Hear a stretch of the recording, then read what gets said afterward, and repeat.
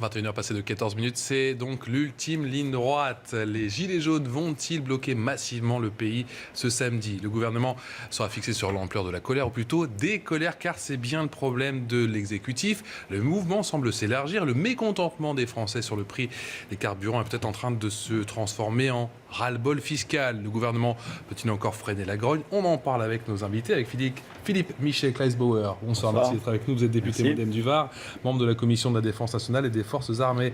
Edwige Giaz, merci d'être avec nous. Vous êtes conseiller régional du Rassemblement national en Nouvelle-Aquitaine. Et Mehdi Ouraoui, merci d'être avec nous, porte-parole de Génération, le mouvement de Benoît Hamon.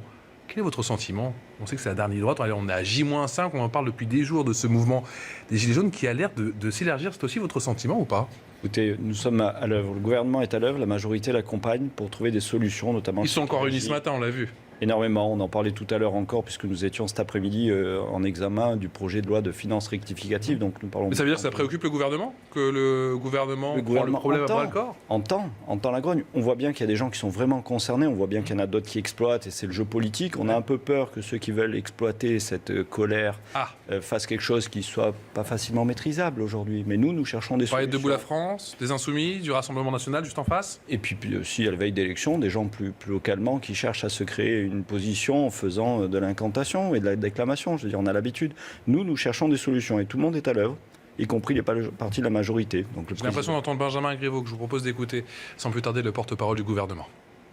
Moi, je m'y perds un peu parce que vous avez pêle-mêle des gens du Front National, enfin maintenant c'est Rassemblement National, c'est plus le Front National, de monsieur Nicolas Dupont-Aignan, vous avez des gens de la France Insoumise, donc tout ça est un patchwork assez inattendu, mais difficile d'anticiper le caractère populaire. Ce que je dis, c'est que derrière, il y a des tentatives de récupération et d'instrumentalisation. J'entends la colère de certains Français qui le font avec sincérité, parce que c'est galère d'aller bosser quand on est à 30 ou 40 km de son boulot et d'avoir des prix à la pompe qui augmentent. On le conçoit parfaitement bien, puisque le président de la République, à ce micro, il y a une semaine, a dit que nous allions y travailler à des mécanismes qui permettent d'accompagner les plus modestes d'entre nous.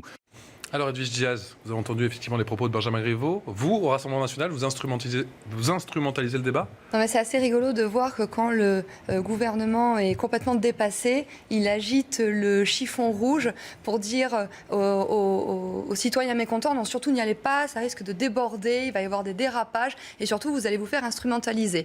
Alors non, nous n'instrumentalisons pas ce mouvement de colère. Vous faites pas un peu de récupération quand même, non? Mais alors je vais vous dire, nous... Vous appelez quand même à vous mobiliser quand même vos militants, non? Et pourquoi nous soutenons? Parce que c'est un mouvement, citoyen. Je rappelle quand même qu'il y a eu 11 millions d'électeurs qui se sont mobilisés pour nous. Donc forcément, parmi ces manifestants, vous aurez des électeurs du Rassemblement national.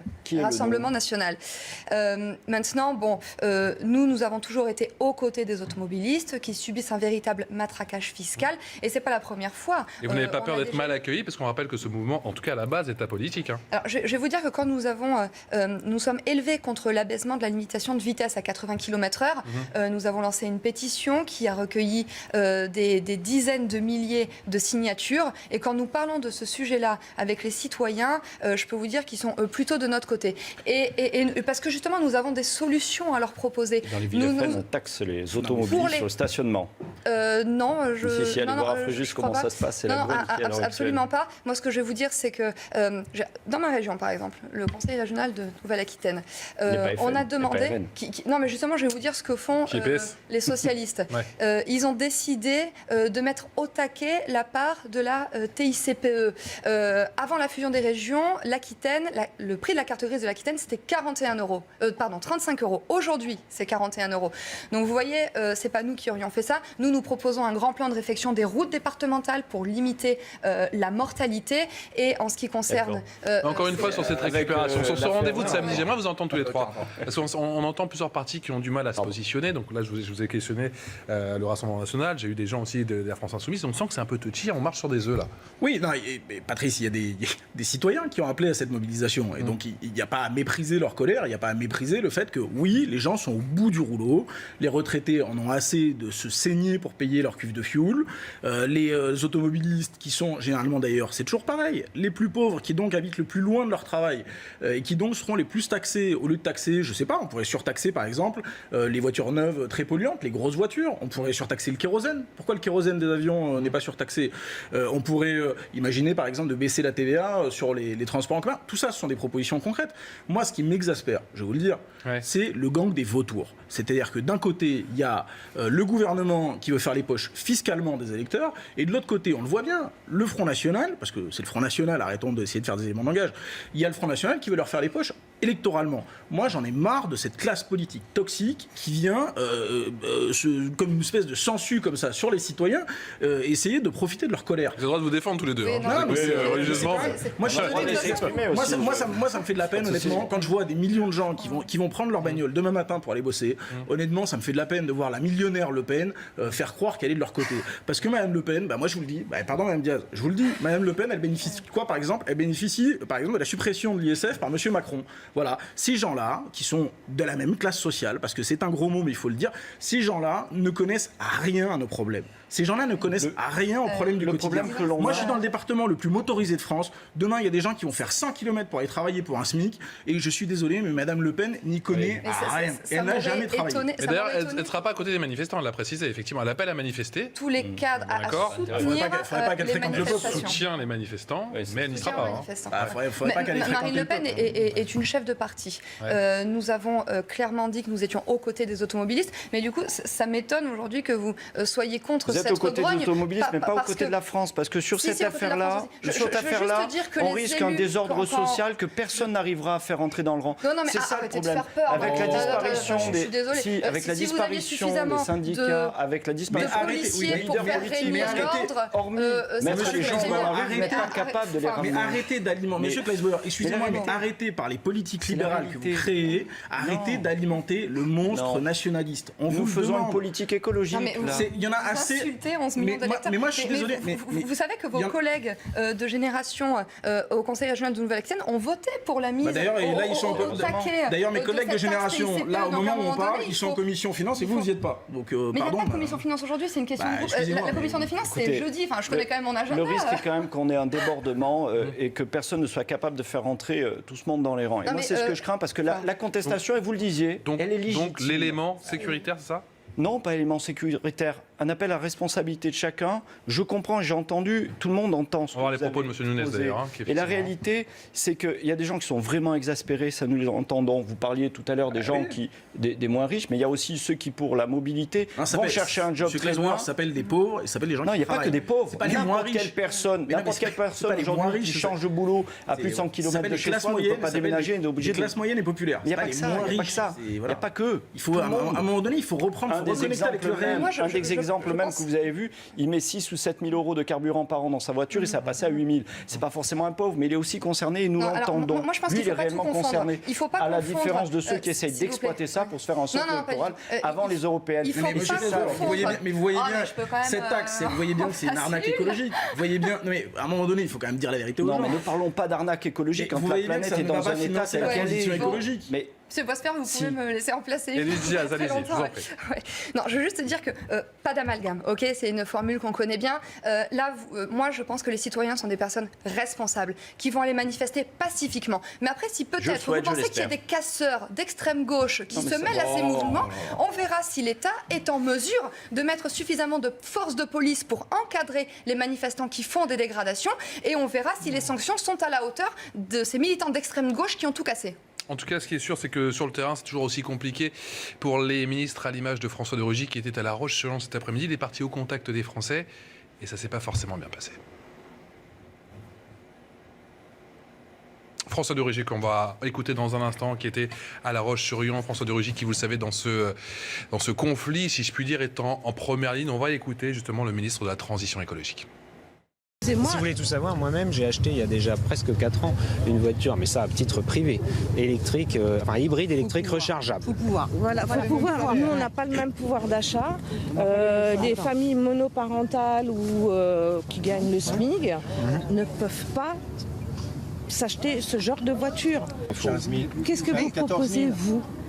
Nous, ce que nous avons fait, sans attendre que les prix du pétrole augmentent sur les marchés mondiaux, hein, parce que là, vous savez que si les prix du pétrole ont beaucoup augmenté, c'est sur les marchés mondiaux. Vous savez quand même que ce qu'on enrichit, vous savez qui est-ce qu'on enrichit le plus Monsieur le aujourd'hui? ministre, il n'y a pas que ça. C'est les pays producteurs. L'électricité qui augmente, le gaz, le fioul. Attendez, madame m'a demandé, c'est quoi qui fait augmenter les taxes, monsieur? On a fait voter l'année dernière une mesure qui s'est appliquée dès le 1er janvier.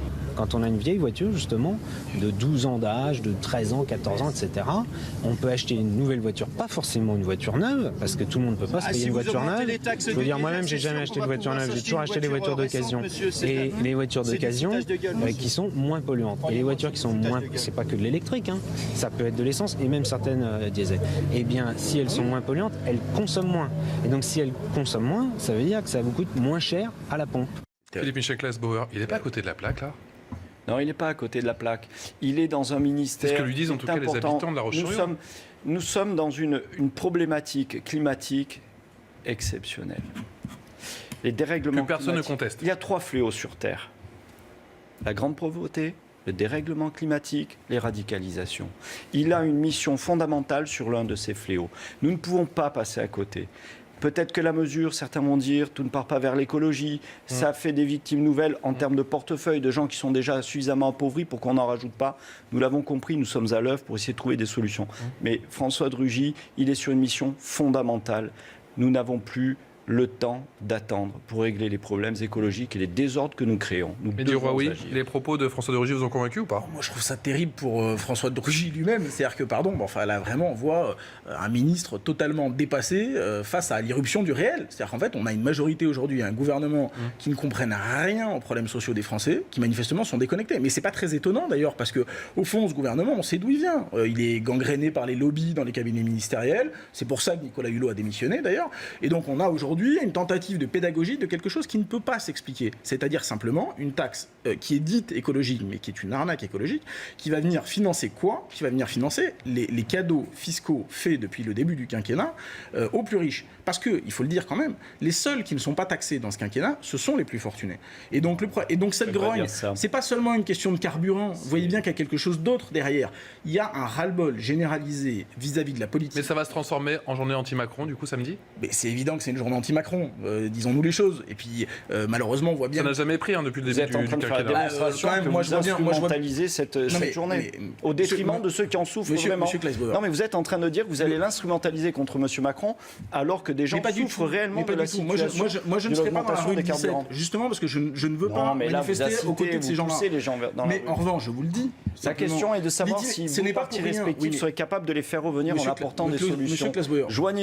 Joignez-vous à nous pour apporter les vraies solutions. La question qui se pose, mais vous voyez bien que l'itinérance mémorielle du président de la République s'est transformée en chemin de croix. Vous voyez bien qu'à chaque fois qu'il se déplace dans le pays maintenant... étape. Si vous aviez vu les choses, si vous aviez vu la réalité, le président était au contact de la France. Le seul endroit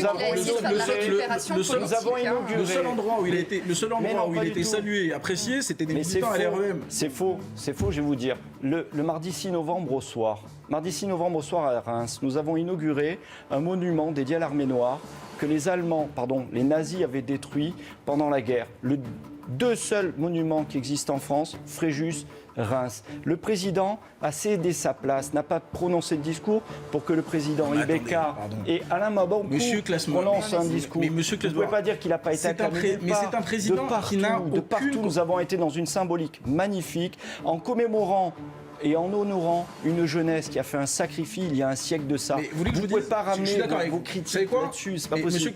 Mais je vais vous dire, je suis tout à fait d'accord avec vous. Par exemple, hier, moi je suis pas sectaire. Je considère qu'il a fait un discours qui était à la hauteur de sa fonction. Magnifique. C'est représidentialisé, d'après vous, ce week-end? Moi je suis pas là pour commenter sa communication. Ouais. Je voudrais juste remarquer une chose.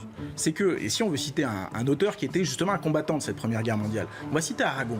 Et maintenant, M. Macron est devenu le spécialiste du mentir vrai, selon l'expression d'Aragon. C'est-à-dire que c'est assez catastrophique, c'est qu'il ne se rend même plus compte lui-même que plus personne ne croit ce qu'il raconte. Mais bien sûr, tout le monde croit. C'est-à-dire qu'il dit le contraire. Quand il dit je vais sauver la planète avec la paix, il dit je vais faire la paix avec Trump. Cette réunion internationale pour la paix ne pas être la dernière. Je vais sauver l'écologie avec l'Arabie Saoudite. Je vais faire la paix en vendant des armes à l'Arabie Saoudite. Allez, une petite place pour les Ce n'est pas possible. Vous ne pouvez pas vous inscrire là-dedans. Que ça soit sur le sujet des carburants ou que ça soit sur son itinérance mémorielle ou plutôt son errance mémorielle, on voit bien qu'il s'est pris les pieds dans le tapis.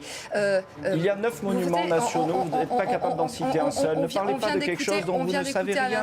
On vient d'écouter à l'instant François de Rugy, qui est... L'ignorance, mais c'est vous qui êtes dans l'ignorance. Citez-moi au moins 2 des 9 monuments nationaux. Moi, je vais vous dire quelque chose. Vous pouvez continuer à rester dans le déni. Est-ce que vous êtes déjà allé à Verdun ? Est-ce que vous êtes déjà allé à Notre-Dame-de-Lorette ? Vous ne pouvez pas parler d'ignorance. Non, mais moi, je vois que vous faites de la... Vous essayez de faire de la récupération. Vous essayez de récupérer, c'est vous qui essayez de récupérer les gens. Vous êtes soumis aux revendications d'Angela Merkel parce que vous avez refusé un défilé militaire et parce que vous avez refusé de célébrer la victoire. Nous ne sommes pas dans la repentance. Je pense que c'est vous qui n'avez rien compris à ce qui s'est passé. Et d'ailleurs, quand vous voyez le comportement d'Édouard Philippe qui est parti faire des louanges à Ho Chi Minh, on peut vraiment se poser des questions sur les convictions politiques et historiques. Vous restez avec nous, bien entendu. On va se retrouver avec ce genre de vote qui a donc attisé la colère des automobilistes. Les élus franciliens ont décidé ce matin d'interdire les voitures les plus polluantes, et cela dès l'année prochaine, dans le viseur notamment de ce vote, les voitures diesel. A tout de suite.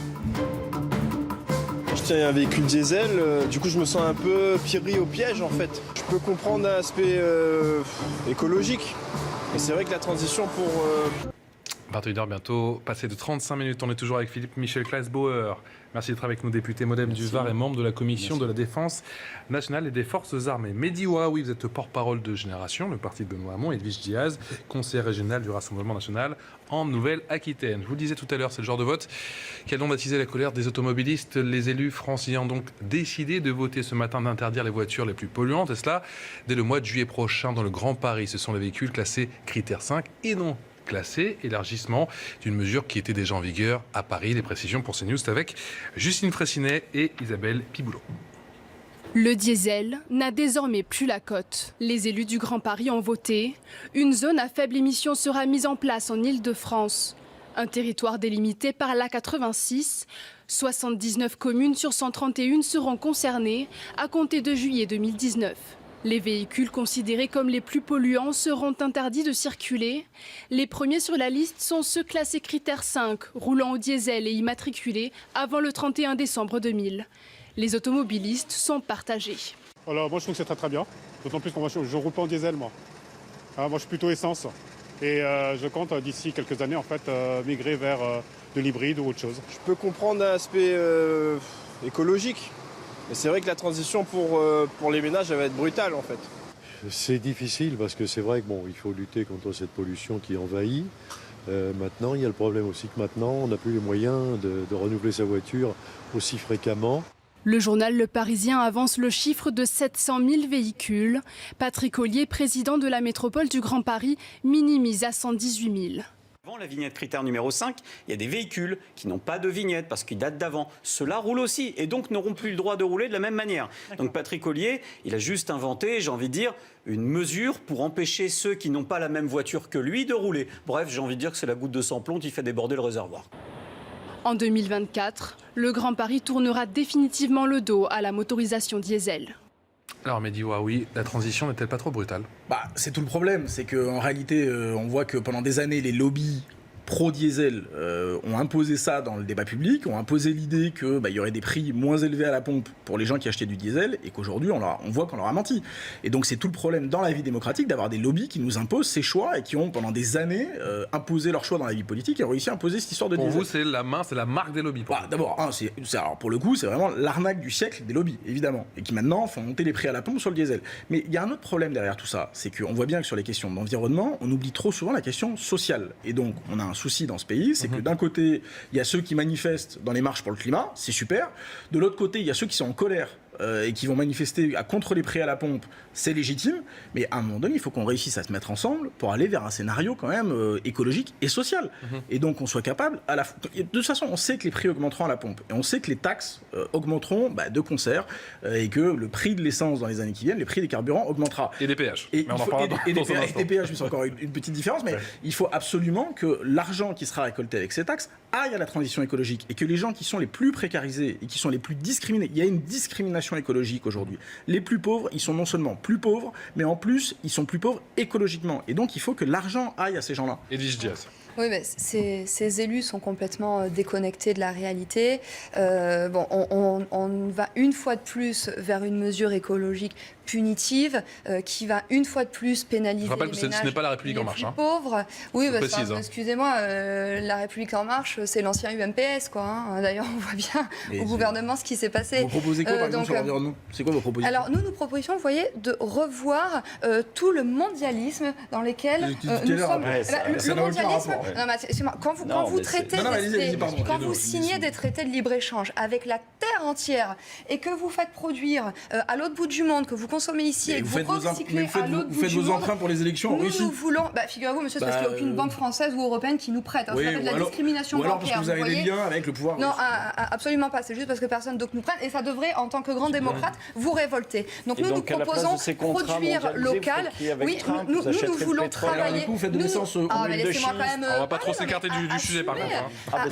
Nous voulons travailler, consommer, produire et recycler local. Nous ne voulons pas signer des traités de libre-échange avec le monde entier. Est-ce que vous produisez de l'essence dans votre jardin ? Mais monsieur, nous pouvons développer l'hydrogène, par exemple. Et si vos t-shirts, vous préférez aller les acheter en Chine, ça vous regarde, mais nous préférons développer l'industrie française. Nous préférons développer l'industrie française. Vous expliquez aux gens qui vont devoir acheter des voitures à l'hydrogène. Donc là, les gilets jaunes, vous leur expliquez qu'il faut non délocalisables. Non, mais il faut revoir. Non, mais vous me disiez tout à l'heure qu'il fallait qu'on s'écoute, mais là, vous n'écoutez pas. Taisez-vous et laissez-moi finir. Je voudrais juste que vous m'expliquiez. C'est un peu éloigné du Grand Paris, la transition écologique. Est-ce que vous expliquez aux gens qui vont manifester c'est votre problème.